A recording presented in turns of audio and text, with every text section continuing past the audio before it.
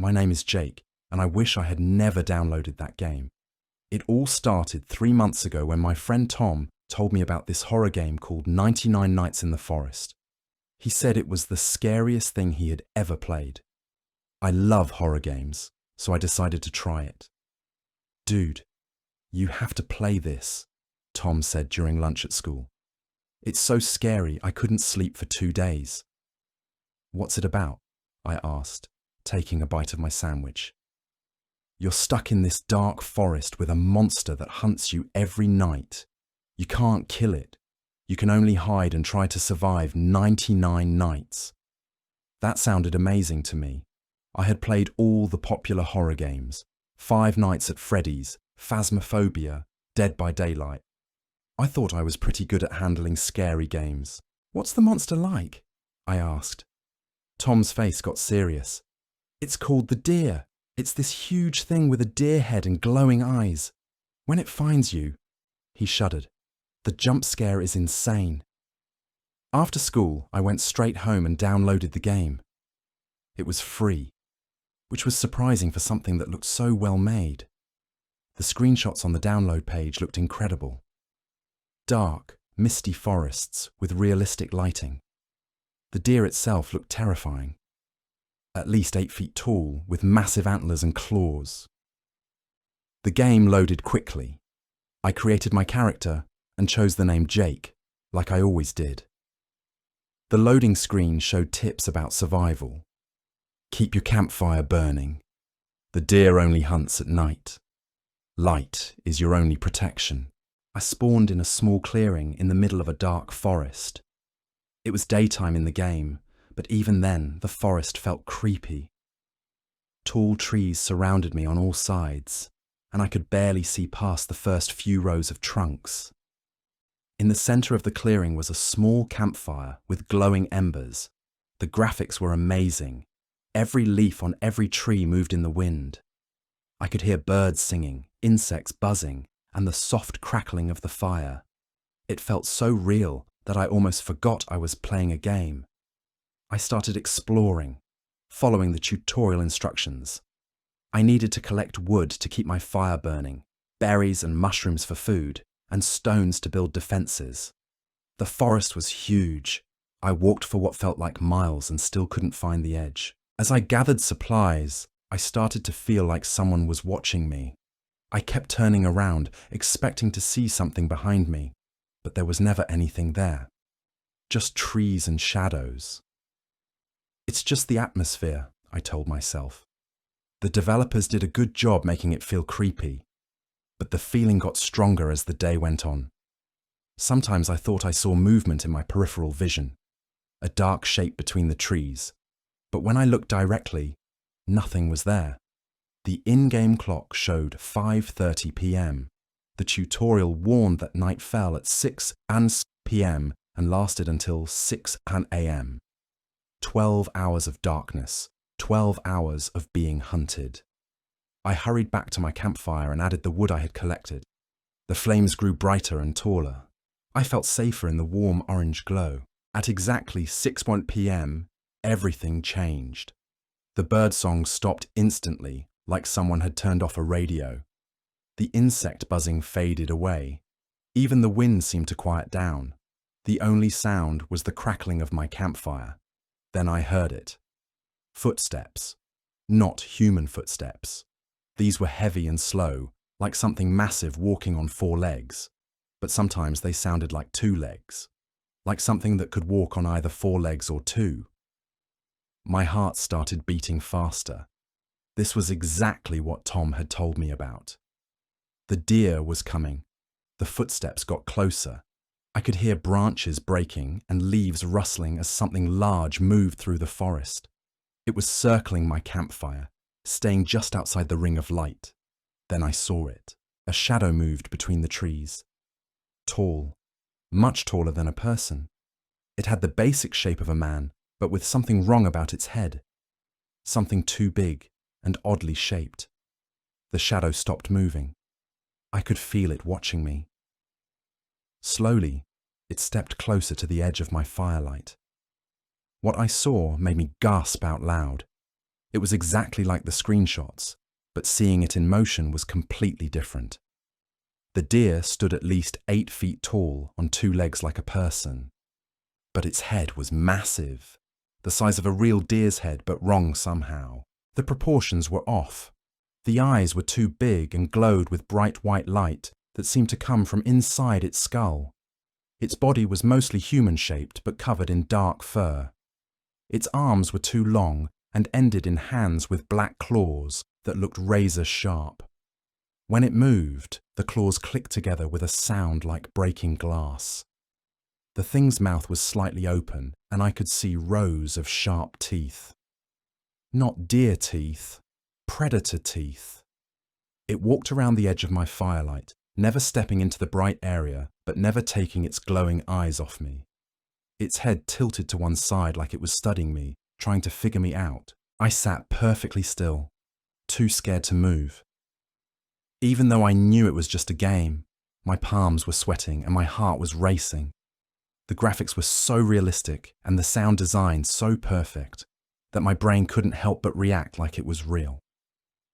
The deer circled my fire 3 times, taking slow, deliberate steps. Each footstep made a soft thud on the forest floor. Sometimes it would stop and just stare at me for long moments before continuing its patrol. Then, just as I was starting to relax a little, something happened that changed everything. "Hello, Jake." I nearly jumped out of my chair. The voice came through my headphones clear as day. It was deep and scratchy, like someone talking through a broken speaker, but it was definitely speaking words. I looked around my game interface frantically. There was no voice chat window open, no microphone icon, no indication that anyone else was in my game server. "Wow," I said out loud to myself. The developers really went all out with this game. The deer's massive head tilted to the other side. Its glowing eyes seemed to focus on me more intently. "You like my voice, Jake?" This was incredible. The game must have some kind of advanced AI that could read my player name and create personalized interactions. It was like having a conversation with a real person, except the person was a terrifying monster. "This is so cool," I said into my headset microphone. "How does this work? Is this some kind of new AI technology?" The deer let out a low laugh that made goosebumps rise on my arms. The sound was deep and rough, like gravel being poured into a metal bucket. "I work in mysterious ways, Jake. You'll learn soon enough." The way it said my name sent a chill down my spine. There was something personal about it, something that made it feel like the creature really knew me, not just my player name. "Are you going to try to kill me?" I asked, curious about how the AI would respond. "Not tonight, Jake. Tonight I just want to watch, to learn about you." "Learn what?" "Everything." The single word hung in the air like a threat. Even though I knew it was just a game, something about the way the deer said it made me uncomfortable. We talked for another hour. The creature never stepped into my firelight, but it never left either. It asked me questions about how I was enjoying the game. It commented on my wood-gathering technique. It even made jokes about how scared I looked. "You're doing well for a first night," it said as the in-game clock approached 6 a.m. "Most players spend their first night hiding behind their campfire, too scared to even look at me. I've played a lot of horror games," I said, feeling a little proud. "It takes more than a scary monster to frighten me." The deer made that gravel laugh again. "We'll see about that, Jake. We'll see." At exactly 6 a.m., the sun started to rise in the game. The forest began to brighten, and the happy bird songs returned. The oppressive feeling of being watched faded away. The deer took a step backward into the shadows between the trees. "Until tonight, Jake," it said. Then it melted into the darkness and was gone. I sat back in my chair, amazed. That was the most advanced game AI I had ever experienced. The conversation felt completely natural. The voice acting was perfect. The personality felt real. I couldn't wait to tell Tom and Alex about it. They were going to be so jealous that I got to experience this cool feature. I saved my game and logged off, already excited for the next night. The next day at school, I could barely concentrate on my classes. All I could think about was the game and my conversation with the deer. During math class, I kept daydreaming about what we might talk about next. At lunch, I found Tom and Alex at our usual table in the cafeteria. "Guys, you're not going to believe what happened when I played 99 nights last night," I said, sitting down with my lunch tray. "Let me guess," Alex said with a grin. "You got scared and couldn't finish the first night?" "No way, I made it through the whole night. But something amazing happened. The deer talked to me." Tom looked confused. "What do you mean it talked to you?" "I mean it had actual conversations with me, like real voice chat. It knew my name and everything." "Dude, what are you talking about?" Alex laughed. "There's no voice chat in that game." "Yes, there is. The deer spoke to me for like an hour. It asked me questions and made jokes. It was incredible." Tom and Alex exchanged a look. "Jake," Tom said slowly, "I've been playing that game for 2 months. The deer doesn't talk. It just makes animal sounds, growls and stuff." "That's impossible. I heard it clearly." "Maybe you were hearing things," Alex suggested. "Horror games can mess with your head, make you imagine stuff. But I knew what I had heard. The voice was real, clear as day through my headphones." "I'll prove it tonight," I said. "I'll record it or something." After school, I rushed home and immediately started up the game. I couldn't wait to talk to the deer again and maybe figure out how this amazing feature worked. I spent the day gathering more supplies and exploring more of the forest. I found some interesting locations: an abandoned campsite with a torn tent, an old wooden bridge over a creek, and what looked like the ruins of a small cabin. As 6 p.m. approached, I made sure my campfire was burning bright and settled in for another night with my new AI friend. The deer appeared right on schedule, stepping out of the darkness like a living nightmare. But now that I knew it could talk, it seemed less scary and more fascinating. "Good evening, Jake," it said in that deep, scratchy voice. "How was your day?" "Pretty good," I replied. "School was boring, but I've been looking forward to playing again." "School?" The deer tilted its massive head. "Tell me about school, Jake." I found myself telling the creature about my classes, my teachers, even my friends. It was such a good listener. It asked follow-up questions and seemed genuinely interested in my life. "You mentioned friends," the deer said. "Tom and Alex?" I froze. I hadn't mentioned their names. I was sure of it. "How did you know their names?" I asked. "You told me, Jake. Just now." "Had I?" I tried to remember exactly what I had said, but I was suddenly uncertain. Maybe I had mentioned their names without realizing it. "Tell me more about Tom," the deer said. "He introduced you to this game, didn't he?" "Yeah, he did. He said it was really scary." "And what does Tom think of you playing it?" "He's curious about how I'll handle it. He knows I like horror games." The deer made a sound that might have been amusement. "But Tom has never experienced what you're experiencing, has he, Jake?" "What do you mean?" "He's never had a conversation like this. None of your friends have." That was true. Tom and Alex had both said the deer didn't talk, but maybe they just hadn't triggered this feature somehow. Maybe you had to play a certain way or reach a certain point in the game. Over the next 2 weeks, I played every night. The conversations with the deer got longer and more detailed. It had such a complex personality. Sometimes it was friendly and curious. Other times it was dark and mysterious. It told me stories about the forest, about other players who had visited, and about things that had happened in the game world. "There was a player named Sarah," it said one night. "She reminded me of you in some ways." "How so?" "She was brave, curious.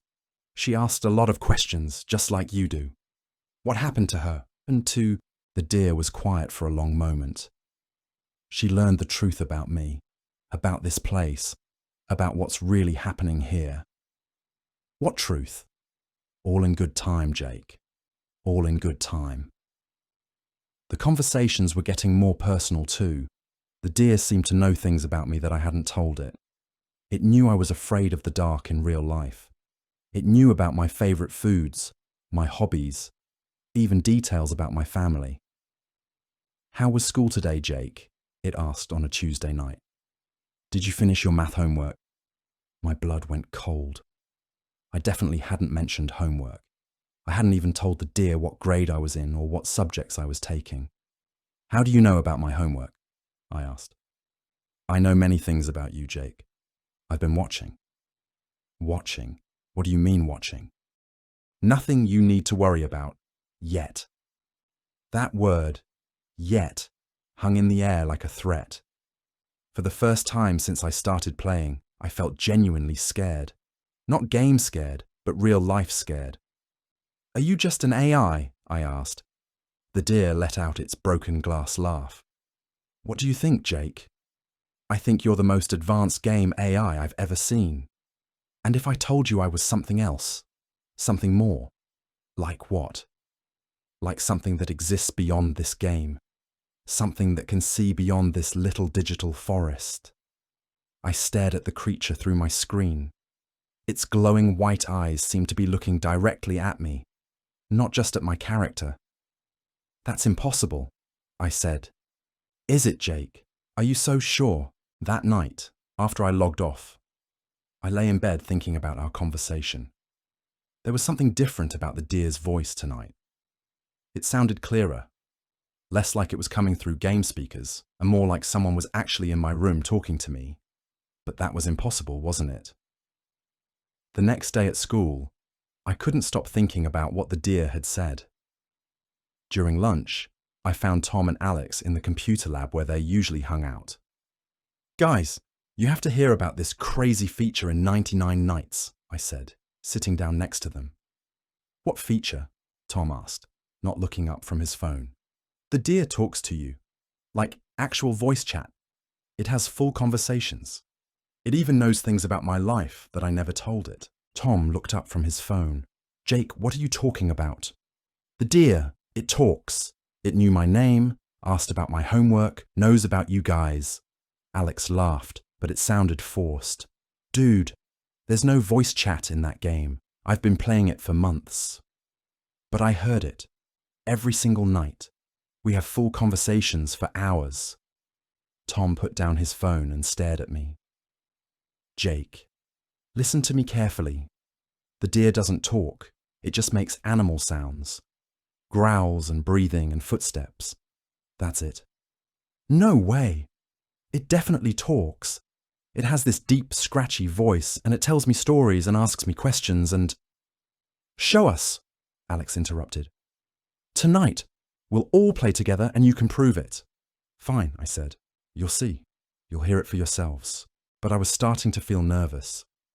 How could they have been playing for months without experiencing this feature? Was there something wrong with their copies of the game? Or was there something wrong with mine? "Jake," Tom said, his voice serious. "Are you feeling okay? You've been acting kind of strange lately." "I'm fine. You'll see tonight. The deer will talk and you'll understand." That night, we all logged into the game together. Tom, Alex and I spawned in the same forest server. I could see their characters standing around our shared campfire. "Okay," Alex said through the voice chat. "Let's see this talking monster." As 6 p.m. approached in the game, I felt excited and nervous. Finally, my friends would hear what I had been experiencing. They would understand that this wasn't just my imagination. The forest went quiet. The birds stopped singing. The familiar heavy footsteps began in the distance. "Here it comes," I said into my headset. The deer emerged from the trees, just as terrifying as always. It walked around the edge of our firelight, its glowing eyes scanning all three of our characters. "There it is," I said. "Deer, say hello to my friends." The deer stood at the edge of our campfire light, silent as a statue. "Hello," I said again. "You were just talking to me yesterday." Tom's voice came through my headset. "Jake, it's not saying anything. It's just standing there like it always does. But it talks to me every night." "I don't hear anything," Alex said. "Just the normal game sounds." "Dear, what's my name?" I asked directly to the creature. Silence. The deer tilted its head at me, but made no sound except for the soft thud of its footsteps as it continued circling our fire. "This is weird," I muttered. "It always talks when I play alone." We waited for an hour. The deer walked around our fire, occasionally stopping to stare at us, but it never made a sound beyond normal footsteps and breathing. "Maybe you need to be alone for it to work," I suggested desperately. "Jake," Tom said gently, "I think you might be imagining this. Horror games can really mess with your head, make you think you're hearing things. But I know what I heard. After another hour of nothing happening, my friends logged off. Maybe you should take a break from the game," Alex suggested before leaving. "Play something else for a while." "Yeah," Tom agreed. "Horror games can be addictive, and if you're starting to hear voices..." But I knew what I had heard. The voice was real. The conversations were real. The moment my friends were gone, I started a new solo game. Within minutes of nightfall, the deer appeared. "Your friends don't believe you, do they, Jake?" Relief flooded through me. There it was. The voice was back. "There you are.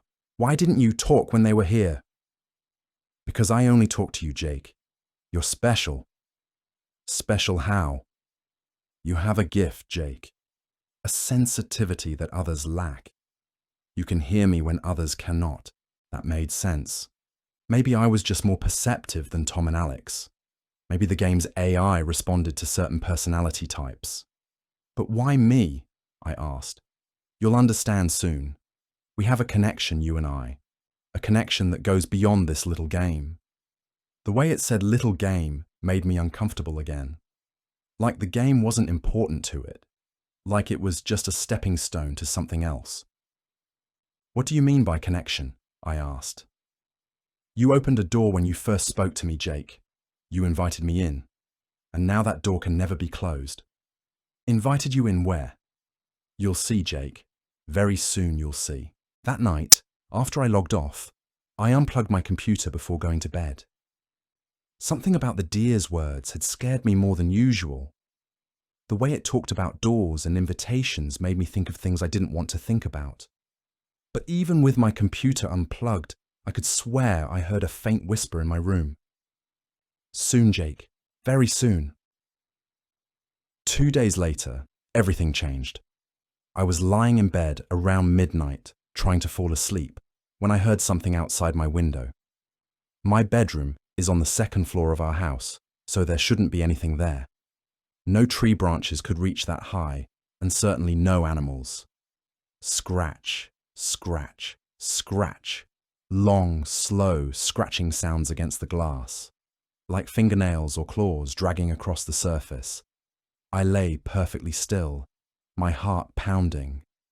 Maybe it was just a bird that had landed on the windowsill, or maybe a cat had somehow climbed up onto the roof, but cats don't scratch at windows like that, and birds don't have claws long enough to make those kinds of sounds.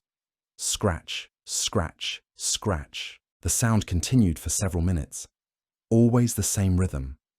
Always the same slow, deliberate pace. I wanted to look, but I was too scared. What if something was really there? What if it was looking back at me? Instead, I pulled my blanket over my head and waited for the scratching to stop. After what felt like forever, the sounds finally faded away. I waited another 10 minutes before coming out from under my blanket.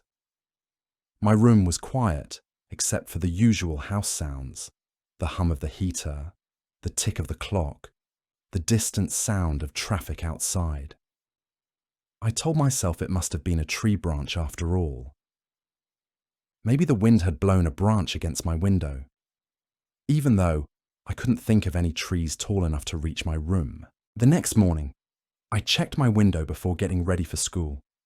What I saw made my stomach drop. There were long scratches in the glass. Deep scratches that ran from top to bottom in parallel lines. They looked exactly like claw marks. "Mum," I called downstairs, "can you come look at something?" My mom came up to my room, still in her bathrobe and holding a cup of coffee. "What is it, honey?" I pointed at the window. "Look at these scratches. Something was trying to get in last night." My mum examined the glass, frowning. "That's strange. Maybe a cat got up onto the roof somehow." "A cat?" "Mum, we're on the second floor, and look how deep these scratches are." Well, it could have been a raccoon. They're very good climbers, or maybe a squirrel. But I could see in her eyes that she was trying to convince herself as much as me. The scratches were too long, too deep, and too deliberate to be made by any normal animal.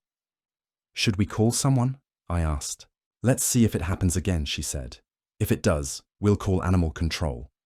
I tried to forget about it during school, but I couldn't concentrate on anything. During every class, I found myself thinking about those scratch marks. What kind of animal could reach a second-floor window? And what would want to get into my room? That evening, I almost didn't play 99 Nights. The scratching incident had left me feeling nervous and jumpy. But I was curious. I needed to know if the deer would mention what had happened. I loaded up the game and waited for nightfall. When the deer appeared, it seemed different somehow. More solid, more real. "Did you sleep well last night, Jake?" My blood went cold.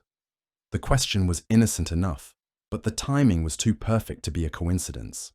"What did you say?" "I asked if you slept well. You seemed restless." "How would you know how I slept?" The deer let out its broken laugh. "I told you, Jake. I've been watching." "That's impossible.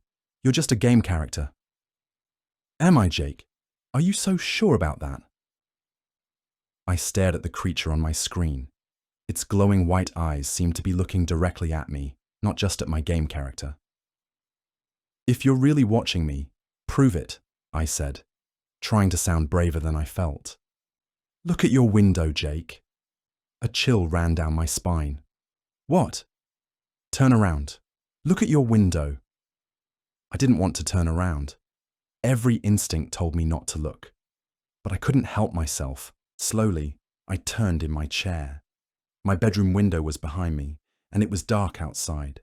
I could see my own reflection in the glass, but I could also see something else. Two glowing white eyes staring back at me from outside the window. I screamed and fell out of my chair, my headset flying off my head. When I scrambled back up and looked at the window again, the eyes were gone. My hands were shaking as I put my headset back on. The deer was still standing by my campfire in the game, as if nothing had happened. "Did you see me, Jake?" it asked, in that scratchy voice. "That's impossible," I whispered. "You can't be real." "Can't I? Haven't you been talking to me for weeks? Haven't you been hearing my voice? You're just code, just ones and zeros, and yet here I am, looking at you through your window, scratching at your glass." My stomach dropped. "That was you. Who else would it be, Jake?" I wanted to quit the game right then. I wanted to unplug my computer and never touch it again. But I needed answers. "What do you want from me?" "I want to play, Jake, but not this simple little computer game. I want to play a real game, a game where the stakes are real, where the fear is real. I don't want to play." "Too late, Jake. The game has already started, and you can't quit this one." I slammed my laptop shut and unplugged it from the wall, but I could still hear the voice, faint but clear, coming from somewhere in my room. "Running won't help, Jake. I'm already here." I ran to my parents' room, but they were both sound asleep. I tried to wake them up, but they just mumbled and rolled over. I spent the rest of the night on the living room couch with all the lights on, jumping at every sound. The next few days were quiet. No scratching, no glowing eyes, no mysterious voices. I started to think maybe I had imagined it all. Horror games can mess with your mind, just like Tom had said. Maybe I had been playing too much and was starting to hallucinate. But I stopped playing 99 Nights. Every time I looked at the game icon on my desktop, I felt sick to my stomach. Something about the whole experience felt wrong, dangerous. A week later, I was feeling more normal. My parents had checked the roof and found no signs of animals. The scratches on my window were still there, but they looked less threatening in the daylight.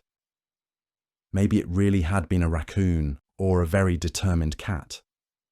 I decided to try the game one more time, just to prove to myself that it was all in my head. Maybe the voice feature had been a glitch that was now fixed. Maybe everything would be back to normal. I loaded up the game and spawned in the familiar forest. The campfire was burning low, so I added some wood and waited for night to fall. When 6 p.m. came, I almost hoped the deer wouldn't appear, or that if it did, it would be silent like Tom and Alex had said it should be.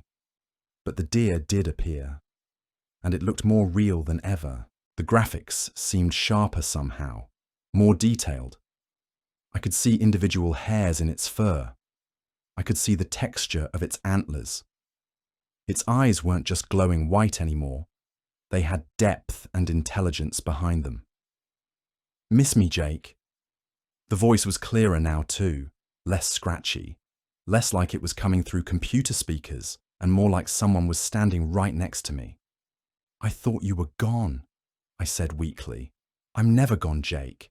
I'm always here, always watching, always waiting." Waiting for what? For you to understand. We're connected now, Jake. The game was just the beginning. "What are you talking about?" "I'm coming for you, Jake. Not just in this game, in every game, in every world, in your world." I felt sick. "That's impossible." "Is it? Haven't you seen me already? At your window, in your reflection?" I couldn't deny it anymore. Whatever this thing was, it wasn't just part of the game. "What do you want from me?" I whispered. "I want to finish what we started, our connection, our game. You opened the door when you first spoke to me. You invited me in, and now I'm here." "Here where?" "In your world, Jake. In your life. Soon I'll be close enough to touch." I slammed my laptop shut again, but this time I could hear the voice even more clearly. It wasn't coming from my computer anymore. It was coming from inside my room. "You can't hide from me, Jake. I'm already here." I looked around my room frantically. Everything looked normal. My desk, my bed, my dresser, my closet. But something felt wrong. The shadows seemed darker. The air felt colder. "Where are you?" I whispered. "Everywhere, Jake. In every shadow, in every reflection. In every dark corner where you're not looking." I turned on every light in my room, but I could still feel it watching me. For the rest of the night, I sat on my bed with my back against the wall, staring at every corner of my room. October turned into November, and the days got shorter. Even though I hadn't touched the game in 2 weeks, the weird things kept happening. I would see the deer's reflection in car windows as I walked to school. Not clearly, but just enough to recognize the shape. The glowing eyes, the massive antlers. I would hear its voice whispering my name in quiet moments, in the library during study hall, in the bathroom when I was alone, in my bedroom late at night. My parents started to notice that something was wrong. I was jumpy and distracted. I wasn't sleeping well. I had dark circles under my eyes. "Jake, are you feeling okay?" my mum asked one morning at breakfast. "You look tired." "I'm fine," I lied, "just stressed about school." "Maybe you should see the school counsellor," my dad suggested. "Or we could make an appointment with Dr. Peterson." I shook my head. How could I tell them that a video game monster was stalking me in real life? They would think I was crazy. Maybe I was crazy. The worst part was the scratching. Every night just after midnight, I would hear those long claws scratching at my window, sometimes at my bedroom door, sometimes at the front door downstairs. My parents never heard it. When I showed them the new scratch marks that appeared each morning, they said it was probably raccoons or possums. They didn't see what I saw. The scratches were getting deeper, and there were more of them. It was like the thing was getting stronger, more real. Then November became December, and everything got worse. The days were so short now that it was getting dark when I walked home from school. That's when it started following me. I first noticed it on a Tuesday afternoon. I was walking home alone because Tom and Alex had stayed for basketball practice. The street lamps were already on, even though it was only 4 p.m, and there were long shadows everywhere. I heard footsteps behind me. Heavy, slow footsteps that matched my pace perfectly. When I walked faster, they walked faster. When I slowed down, they slowed down. I turned around, but the street was empty. Just parked cars and bare trees and patches of dirty snow. I started walking again, and the footsteps came back. Always the same distance behind me, always matching my rhythm perfectly. This happened every day for a week, always the same pattern, always when I was alone, always when it was getting dark. Other kids from school walked the same route, but they never seemed to notice anything. They would chat and laugh and act normal while I jumped at every shadow. On Friday, I decided to test it. I stopped walking completely and turned around fast, hoping to catch whatever was following me. Nothing there. But when I looked at the shadows cast by the street lamps, I could see a shape, a tall, thin shape, with what looked like antlers on its head. The shadow moved when I wasn't looking directly at it. It would slide from one pool of darkness to another, always staying just at the edge of my vision. I ran the rest of the way home. That night, the scratching at my window was louder and more aggressive than ever. I peeked through the curtains and saw the deer floating outside my second-floor window, its claws scraping against the glass. But this time, it wasn't alone. There were other shapes in the darkness behind it.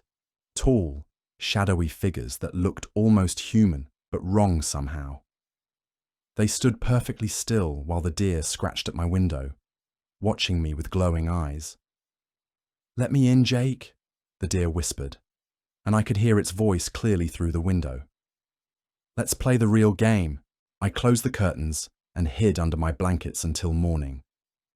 By mid-December, the sun was setting at 4:30 p.m.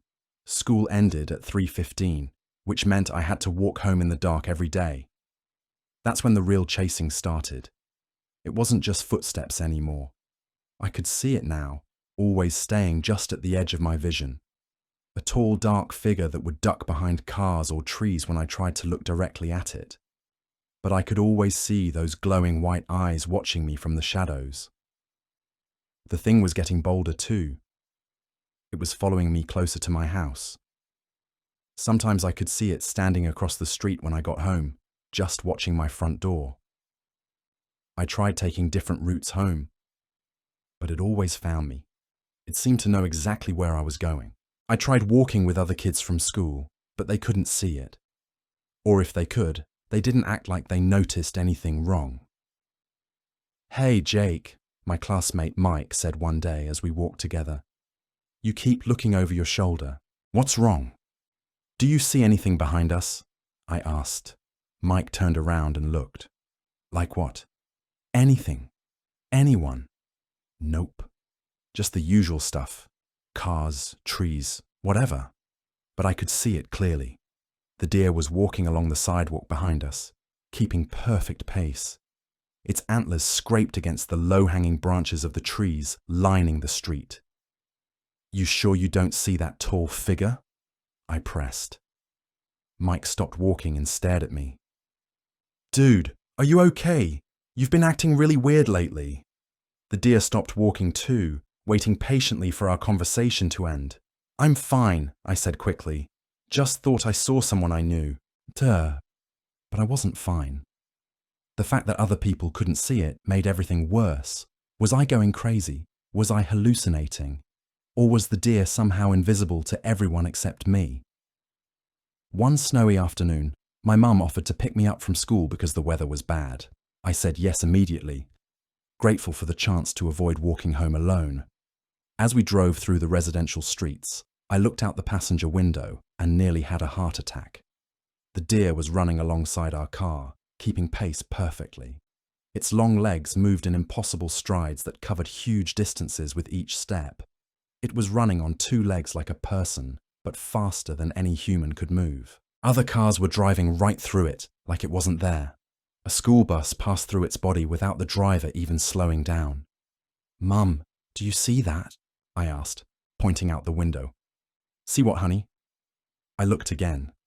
The deer was still there, running beside us with its glowing eyes fixed on my face through the car window. That thing running next to us. My mom glanced in the direction I was pointing. "I don't see anything unusual, just other cars." "You don't see anything tall running alongside us?" She looked more carefully this time, slowing down a little. "No, Jake, there's nothing there. Are you feeling okay?" The deer turned its massive head toward me and opened its mouth in what looked like a grin. Its teeth were sharp and yellow, like a wolf's. "Nothing," I said quietly. I thought I saw a dog or something.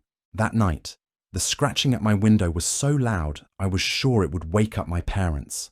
But when I crept to their room to check, they were sleeping peacefully. I went back to my room and carefully peeked through the curtains. The deer was floating outside my second-floor window, its claws scraping against the glass. But now I could see how it was staying up there. It wasn't floating at all.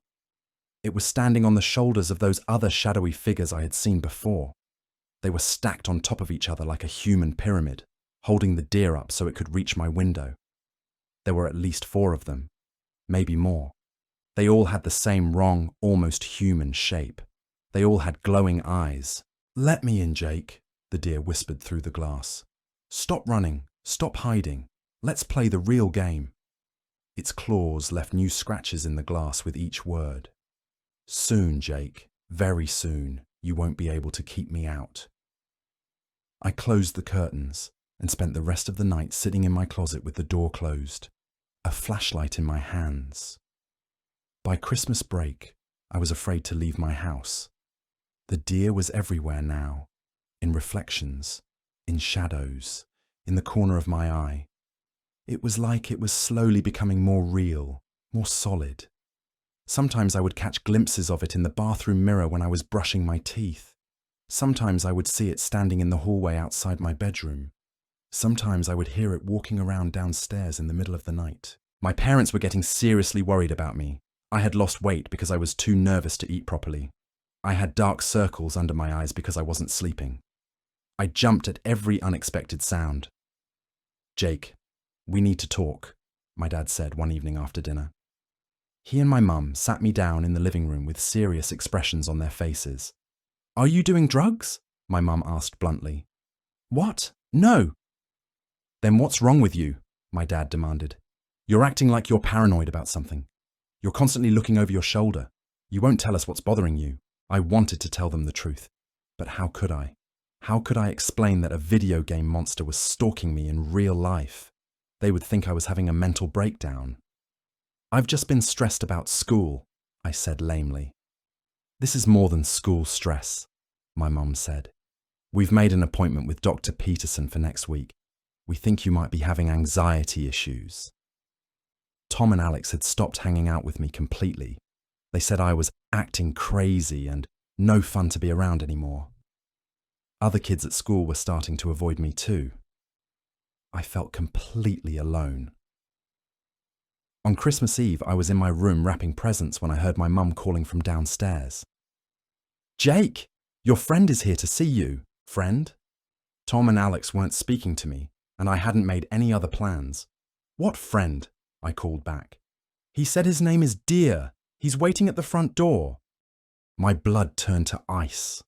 I dropped the present I was wrapping and crept to my bedroom window. From there, I could see down to our front porch. The deer was standing at our front door, looking exactly like it did in the game. 8 feet tall, massive deer head, glowing white eyes, black claws. But it was solid now. Real. It cast a shadow on the porch and left footprints in the snow.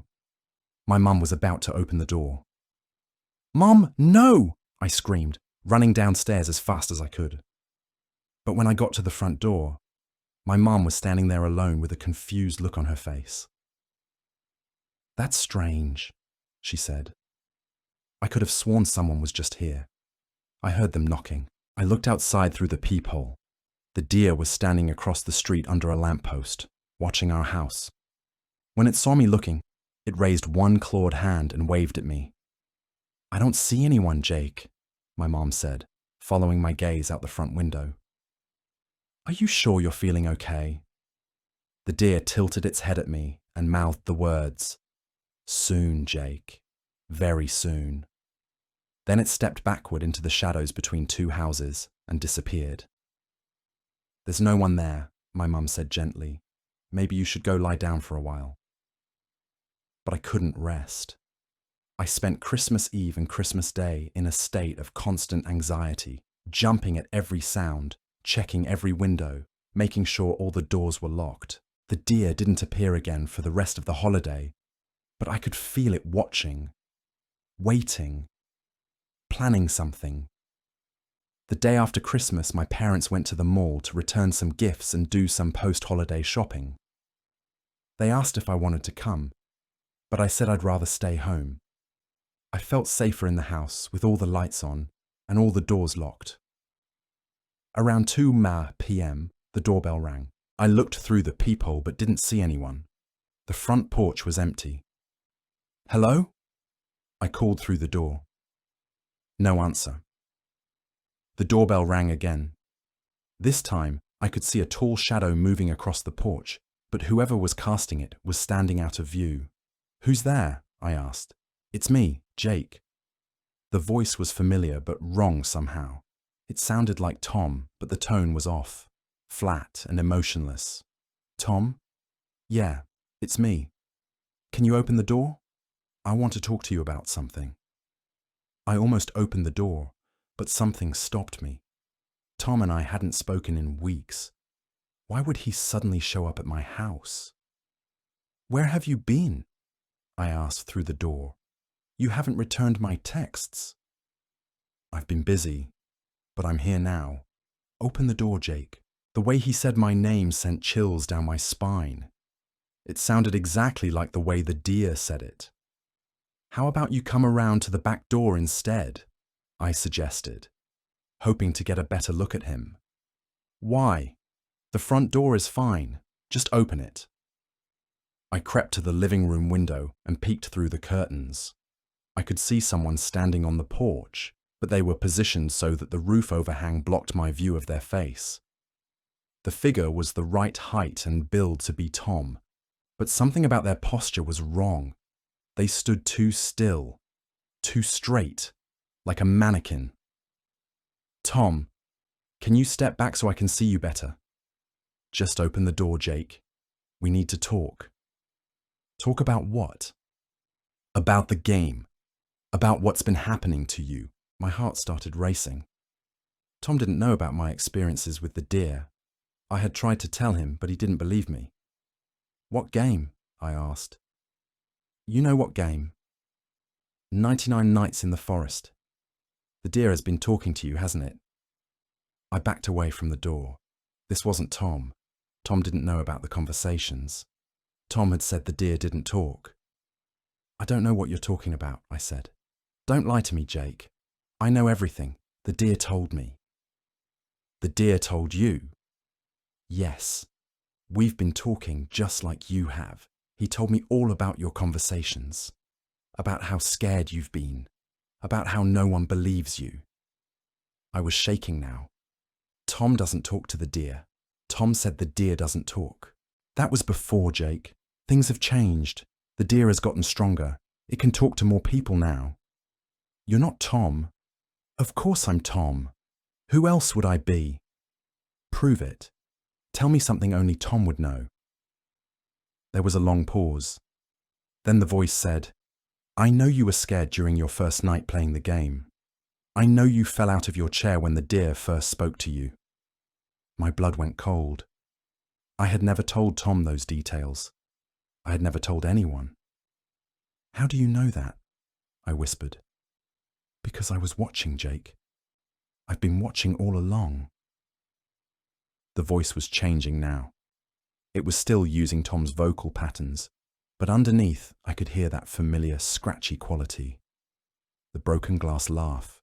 "Let me in, Jake. Stop running. Stop hiding. It's time to play the real game." "Go away," I shouted. "I can't go away, Jake. I'm already here. I'm already inside."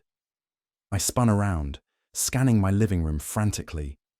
Everything looked normal, but I could feel a presence. Something watching me from the shadows. "Where are you?" I whispered. "Everywhere, Jake. In every shadow, in every reflection, in every dark corner where you're not looking." I ran around the house, turning on every light I could find. But no matter how bright I made it, there were still shadows, still dark corners. The voice seemed to be coming from all around me now, not just from outside the door. "You can't hide from me forever, Jake. Eventually you'll have to sleep. Eventually you'll have to turn off the lights. And when you do, I'll be waiting." I grabbed my cell phone and called my parents, but it went straight to voicemail. I tried Tom's number, but he didn't answer either. I was completely alone. "What do you want from me?" I screamed. "I want you to choose, Jake. You can keep running, keep hiding, keep pretending this isn't real, but I'll always be there. In every game you play, every dark room you enter, every shadow you see. I'll be there for the rest of your life. What's the other choice? Come with me, Jake. Stop being hunted and start being the hunter. Join my game. Help me find other players." Other players? There are so many lonely children out there, Jake. So many kids who love horror games. So many potential friends for us to play with. I understood then what had happened to Sarah and the other players the deer had mentioned. They hadn't quit the game. They had become part of it. "I won't hurt other kids," I said. "Then you choose to keep running?" "Yes." "Very well, Jake. But remember, I'll always be watching, always waiting, in every shadow, every reflection, every dark moment when you're alone." The house fell silent. The oppressive feeling of being watched faded slightly, but didn't disappear completely. I spent the rest of the afternoon sitting in the brightest room in the house, all the lights on, my phone in my hand. When my parents came home, I told them I wasn't feeling well and went to bed early. But I didn't sleep. I lay awake all night, listening for scratching sounds, watching for glowing eyes. A week later, it was New Year's Eve. My parents were invited to a party at their friend's house across town. They asked if I wanted to come, but I said I'd rather stay home. "Are you sure?" my mum asked. "You've been cooped up in the house all week." "I'm sure. I'll just watch the ball drop on TV." What I didn't tell them was that I felt safer in our house. I knew every room, every corner, every shadow. I could control the lighting. I could lock all the doors. My parents left around 8 p.m, promising to be back by 1 a.m. I settled in for a quiet evening, watching TV with all the lights on. Around 10 p.m, I was starting to feel more relaxed. Maybe the deer had finally given up. Maybe it had found some other kid to torment. Then the power went out. The house plunged into complete darkness. The TV shut off, the heater stopped humming, and even the digital clocks went black. I fumbled for my phone and turned on its flashlight. Outside, I could see that the whole neighborhood was dark. It must have been a transformer that blew in the cold weather. I found some candles in the kitchen and lit them, placing them around the living room. The flickering light was better than nothing, but it created dancing shadows that made me nervous. As I was lighting the last candle, I heard the front door open. "Mom! Dad!" I called out. "Did you come back early?" No answer. I heard footsteps in the hallway, heavy, slow footsteps that I recognized immediately. My hands were shaking as I held my phone's flashlight. I pointed it toward the hallway and slowly walked out of the kitchen. The deer was standing in our living room. It looked exactly like it did in the game, but it was completely solid now. Completely real. I could hear it breathing. I could smell something like rotting leaves and damp earth. "Hello, Jake," it said in that deep, scratchy voice. "Ready to play the real game?" I couldn't move. I couldn't speak. I just stood there shining my phone's light at it. The creature was even more terrifying in person than it had been on screen. Its fur was matted and wet-looking. Its antlers had things hanging from them, pieces of fabric, scraps of what might have been clothing, or worse things that I didn't want to think about. "You've been running from me for months," it said, taking a step closer. "But you can't run forever, and you can't hide from something that lives in every shadow, every reflection, every dark corner of your mind." "What do you want?" I finally managed to whisper. "I want to finish what we started, Jake. Our connection, our game. You opened the door when you first spoke to me. You invited me in. I didn't know. But now you do. And now you have a choice." The deer took another step closer. In my phone's light, I could see that its eyes weren't just glowing white anymore.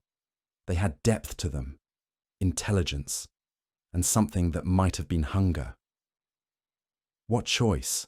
I asked. "The same choice I offered you before. You can keep running, keep hiding, keep pretending this isn't real. But I'll always be there, Jake, in every game you play, every dark room you enter, every shadow you see. I'll be there for the rest of your life." Or, the deer's mouth opened in what might have been a smile. Its teeth were sharp and yellow, and there were too many of them.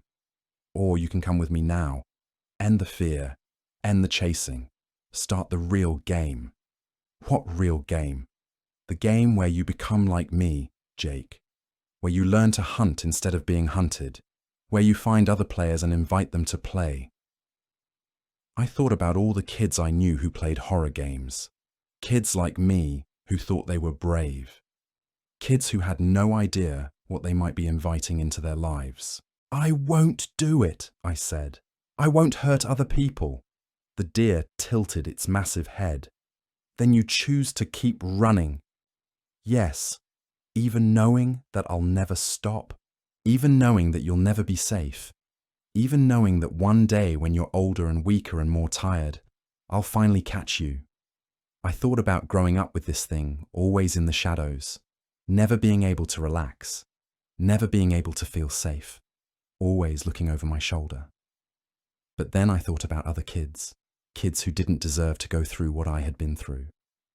"Yes," I said, "I choose to keep running." The deer nodded slowly. "Very well, Jake. But remember, this is your choice. When you're lying awake at night, listening for scratching sounds, remember that you could have ended it all tonight. I'll remember.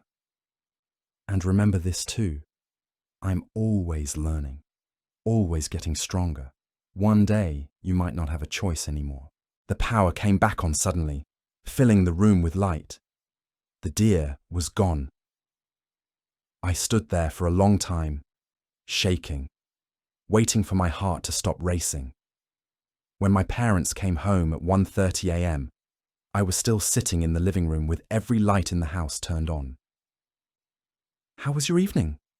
my mum asked. "Quiet," I said. "Just watched TV." That was 3 months ago. The deer kept its promise. It's still there, always just out of sight. I see it in car windows and puddles. I hear it whispering my name when I'm alone. I feel it watching me when I walk home from school. But I've learned to live with it. I always carry a flashlight now, even during the day. I avoid dark places whenever possible. I never play video games alone anymore, only with friends, and only games that aren't scary. I've gotten better at sleeping, though I still wake up sometimes when I hear scratching at my window. The sound doesn't terrify me as much as it used to, It's become part of my normal routine, like brushing my teeth or doing homework. My parents still think I have anxiety issues. I see Dr. Peterson twice a month, and she's prescribed some medication that helps me stay calm. I don't try to explain about the deer anymore. Nobody would believe me anyway. Tom and Alex started talking to me again after I stopped acting weird. They don't know about my ongoing situation, and I'm not going to tell them. They think I just went through a rough patch and got better. Sometimes I wonder about the other players the deer mentioned, Sarah and the others. I wonder if they're still out there somewhere, trapped in the deer's world, helping it find new victims. I hope I never find out. I'm writing this story down because I want people to know. If you ever play 99 Nights in the Forest and the deer starts talking to you, quit immediately. Delete the game. Throw away your computer if you have to. Don't make the same mistake I did. Don't invite it in. Don't think you're special or chosen or lucky to experience something other players can't. You're not special. You're just a target. Because once it knows your name, once it knows where you live, once it makes that connection, it never lets go. And the game never ends. I can hear it scratching at my window right now, just like every night for the past 3 months. The sound is getting fainter though. I think the deer is getting bored with me. I think it's starting to look for new players. Jake, it whispers through the glass. Ready to play yet? I pull my blanket over my head and wait for morning. But one day, I know the morning won't come.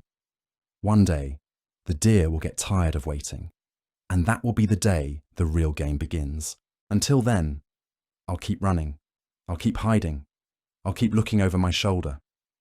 Because the alternative is worse. Much, much worse. If you're reading this and you've heard a voice in a horror game that shouldn't be there, remember my story. Remember what happens when you invite something in. And whatever you do, don't answer when it calls your name. The end.